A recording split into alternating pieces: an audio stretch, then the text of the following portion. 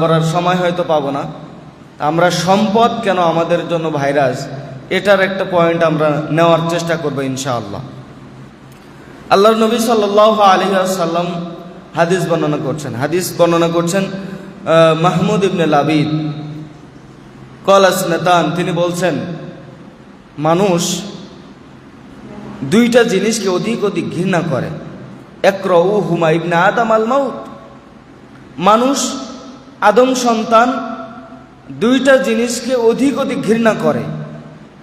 একটা হচ্ছে আল মাউত, কম সময়ে অল্প সময়ে মৃত্যু, কম সময়ে মৃত্যু হোক অল্প সময়ে মৃত্যু হোক, এটা দুনিয়ার মানুষ খুবই অপছন্দ করে। আচ্ছা, আমরা যারা সামনে বসে আছি বা অনলাইনে যারা দেখছেন, আপনারা কি বলবেন, রাজি হবেন যে আমার যদি অল্প সময়ে মৃত্যু হোক, এটা আপনি আমি কি চাই? আমার কি এই ইচ্ছা আছে যে আমরা এখনো আর 2 মাস বাঁচবো বা 1 দিন বাঁচবো বা 2 দিন বাঁচবো, এরকম ইচ্ছা কি আমাদের আছে? আমাদের ইচ্ছা আমরা এখনো 10 বছর বাঁচবো, এখনো 30 বছর বাঁচবো, এখনো 50 বছর বাঁচবো, ইত্যাদি ইত্যাদি। আল্লাহ নবী সাল্লাল্লাহু আলাইহি ওয়াসাল্লাম বলছেন আমার উম্মত দুইটা জিনিসকে অধিক ঘৃণা করে, তার ভিতরে একটা হচ্ছে আল মাউত, অল্প সময়ে কম সময়ে মৃত্যু। আল মাউতু খায়রুল লিল মুমিনি মিনাল ফিতনা, অথচ অল্প সময়ে মৃত্যু, কম সময়ে মৃত্যু মুমিনদেরকে দুনিয়ার যাবতীয় ফিতনা ফাসাদ থেকে দূরে রাখার, বেঁচে রাখার জন্য যথেষ্ট। কিন্তু আমরা এটা পছন্দ করি না, আল্লাহ নবী বলছেন। এরপরে 2 নম্বর, ওয়াকরাউহু কিল্লাতুল মাল, আমার উম্মত দুইটা জিনিস অধিক ঘৃণা করে, তার ভিতরে 2 নম্বর হচ্ছে কম সম্পদ, অল্প সম্পদ। আমরা অধিক সম্পদ পছন্দ করি, কম সম্পদ আমরা পছন্দ করি না, করি নাকি? আমরা এখানে যারা উপস্থিত হয়েছে, আমাদের কারোর অল্প সম্পদ থাকে, এটাকে পছন্দ করি? আমাদের মানুষের যে চাওয়া, আমাদের মানুষের যে পাওয়া, আমাদের অল্প সম্পদ চাওয়া পাওয়া কখনোই হয় না। আমাদের চাই আরো অনেক, যা আছে তাছাড়া আরো বেশি। মানুষের লোভ লালসা মানুষদেরকে দুনিয়া ভুলে রাখবে, লোভ লালসা মানুষদেরকে দুনিয়া থেকে ভুলিয়ে রাখবে, আখিরাতকে ভুলিয়ে রাখবে। দুনিয়ার মোহতে তারা পড়ে থাকবে। কতক্ষণ পর্যন্ত তারা এই লোভ লালসার ভিতরে পড়ে থাকবে? মানুষ বলবে যে আমি চাই, আমার আরো চাই, যা আছে আমার আরো চাই। এটা মানুষকে, এই লোভ লালসা মানুষদেরকে আত্মভোলা করে রাখবে। কতদিন পর্যন্ত করে রাখবে? আল্লাহ সুবহানাহু ওয়া তাআলা বলছেন হাত্তা যুরতুমুল মাকাবির, মানুষ যতক্ষণ পর্যন্ত কবরে না যাবে ততক্ষণ পর্যন্ত তার চাওয়া পাওয়া থাকতে থাকবে। আমার এটা চাই, গাড়ি আছে একটা, আরো 5টা গাড়ি চাই, বাড়ি আছে 5টা, আরো 5টা বাড়ি চাই। সাতক্ষীরা শহরে আমার 2টা বাড়ি আছে, আমার আশা আরো 5টা যদি বাড়ি বানাইতে পারি। ঢাকার বুকে আমার 2টা বাড়ি আছে, 5টা গাড়ি আছে, আমি চাই আরো বাড়ি হোক, আরো গাড়ি হোক। আমার আপনার চাওয়া এটা। অথচ আল্লাহ নবী সাল্লাল্লাহু আলাইহি ওয়াসাল্লাম বলছেন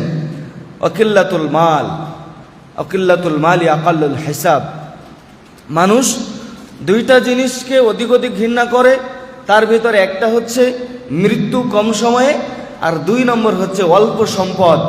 এই 2টা জিনিস মানুষ অধিক ঘৃণা করে।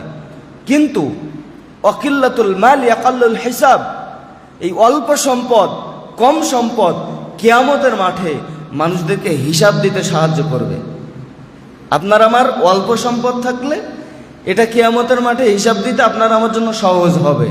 কিন্তু আপনার আমার যদি বেশি সম্পদ থাকে, তাহলে এটার হিসাব দিতেই কিয়ামতের মাঠে একটা কঠিন অবস্থা আমাদের হয়ে যাবে। কিন্তু মানুষ এটা অপছন্দ করে। মানুষের চাওয়া পাওয়া, আশা আকাঙ্ক্ষা অনেক বেশি। এজন্য মানুষ আল্লাহ সুবহানাহু ওয়া তাআলার ইবাদত ভুলে গিয়ে, তার জিকির ভুলে গিয়ে, সম্পদ উপার্জনের জন্য, বাড়ি গাড়ি করার জন্য, সম্পদ বাড়ানোর জন্য কি করি? আল্লাহকে ভুলে গিয়ে সম্পদ বাড়ানোর চেষ্টা করি। এর জন্য কোন পথটা অবলম্বন করবে এটা মানুষ ভাবার চিন্তা করে না যে কোন পথটা আমরা অবলম্বন করতেছি।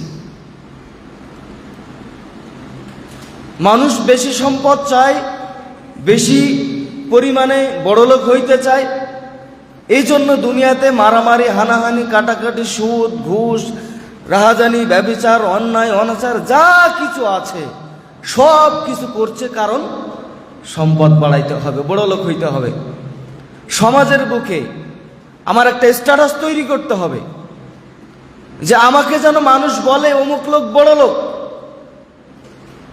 অমুকের অনেক টাকা, অমুকের অমুক জায়গায় 1 তলা 2 তলা 5 তলা 10 তলা বাড়ি আছে, ওর তো এতগুলো গাড়ি আছে। এই ধরনের স্ট্যাটাস সমাজের বুকে আমাদের তৈরি করতে মন চায়। এজন্য চিন্তা করি না যে কোন পথটাতে আমরা অবলম্বন করতেছি। আমরা এর জন্য অন্যায় পথ অবলম্বন করতেছি। অথচ আল্লাহ রাসূল সাল্লাল্লাহু আলাইহি ওয়াসাল্লাম বলছেন, কিয়ামতের আগে এমন একটা সময় আসবে যেই সময়ে মানুষ কোন পথে উপার্জন করবে এটা ভাবার প্রয়োজন মনে করবে না। কোন পথে উপার্জন করতেছে এটা বুঝার বা ভাবার প্রয়োজন সে মনে করবে না। সে মনে করবে যে টাকা তো এখান থেকে উপার্জন হচ্ছে, এখান থেকে তো বড় লোক হইতে পারতেছি।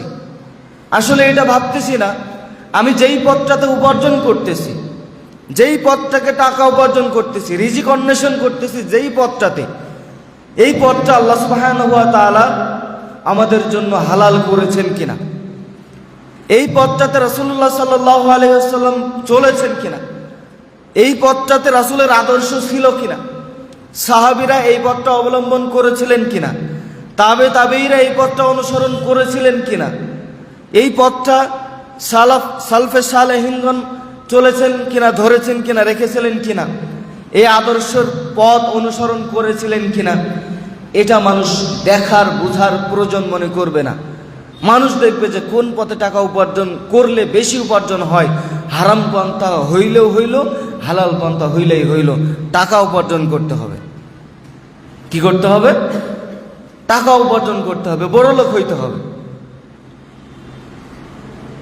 এই সম্পদ উপার্জন করার জন্য, টাকা উপার্জন করার জন্য, সমাজের বুকে আপনার আমার একটা স্ট্যাটাস তৈরি করার জন্য আমরা আল্লাহর জিকির থেকে ভুলে গিয়েছি, আল্লাহর জিকির থেকে দূরে সরে গিয়েছি। এজন্য আল্লাহ রাব্বুল আলামিন সতর্ক করলেন, লা তুলহিকুম আমওয়ালুকুম, তোমাদের সন্তান এবং তোমাদের সম্পদ আন যিকরিল্লাহ, আল্লাহর জিকির থেকে তোমাদের জন্য দূরে সরিয়ে না দেয়। ওয়া মান ইয়াফআল যালিক, যদি তোমার